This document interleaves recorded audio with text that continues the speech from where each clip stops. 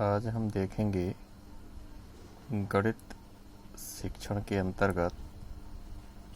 कि प्रभावी शिक्षण क्या होता है, जिसमें हमें मूल रूप से यह समझने का प्रयास करना है कि किसी भी विषय वस्तु को समझाने के लिए शैक्षणिक सामग्री या सहायक शैक्षणिक सामग्री की क्या उपादेयता है।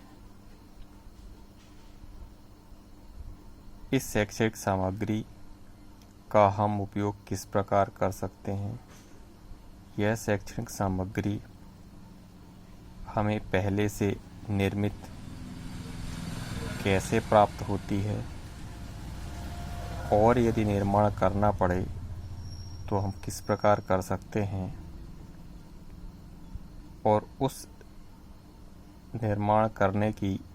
स्थिति में हमारे पास क्या क्षमता होनी चाहिए। इस प्रकार हम इन सभी को बिंदुवार समझने का प्रयास करेंगे। सर्वप्रथम हम समझते हैं कि किसी भी विषय वस्तु को पढ़ाया जाए और पढ़ाए जाने पर जो भी लक्ष्य समूह है या विद्यार्थी है, वह विद्यार्थी पढ़ाई गई विषय वस्तु को अच्छे से समझ लेता है और संबंधित प्रश्नों के उत्तर देता है, तो सामान्य तौर पर समझा जा सकता है कि शिक्षण प्रभावी है। यहीं पर हम इस बात का ध्यान रखें कि सिर्फ श्याम पट पर लिख देना या किसी भी विषय वस्तु को पढ़ा देना उतना रोचक नहीं हो पाता है, क्योंकि इस सामान्य सिद्धांत को हम समझते हैं कि जब किसी भी विषय वस्तु को सीखा जाए, उस सीखने की प्रक्रिया में जितनी अधिक से अधिक इंद्रियों का उपयोग किया जाता है, विषय वस्तु उतनी ही अधिक समझ में आती है। इसलिए किसी भी विषय के अंतर्गत जब शिक्षण का कार्य किया जाता है तो कुछ न कुछ आवश्यक, रुचिपूर्ण एवं उपयुक्त सामग्री का उपयोग किया जाता है, जिसे शैक्षणिक सहायक सामग्री कहा जाता है। यह शैक्षणिक सामग्री इस बात पर आधारित होती है कि उस विषय वस्तु का क्या उद्देश्य है, उस विषय वस्तु के अनुसार क्या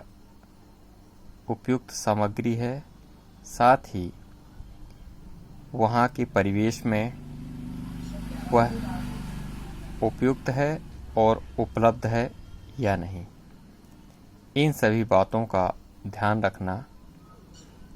शिक्षक के लिए महत्वपूर्ण हो जाता है। इसी कड़ी में आगे विषय वस्तु के अनुसार जो भी सामग्री होती है, या तो वह पहले से बनी होती है, अर्थात रेडीमेड सामग्री को शिक्षक अपने कक्षाध्यापन में या विषय वस्तु की पूर्णता हेतु उपयोग करता है, अन्यथा की स्थिति में शिक्षक क्षमता संपन्न होने पर और कई बातों का जानकार होने की अवस्था में स्वयं भी विषय वस्तु के अनुरूप सहायक सामग्री का निर्माण कर सकता है। शिक्षण सामग्री के अंतर्गत अभी और भी कुछ बातें हैं जो अन्य व्याख्यान में बताने का प्रयास करेंगे। कृपया इस सभी सामग्री का विधिवत अध्ययन करें और इन बिंदुओं का ध्यान रखें जिसे प्रयास किया गया है कि किस किस प्रकार से शिक्षण सामग्री का उपयोग करना है और किन किन बातों का ध्यान रखना है। धन्यवाद।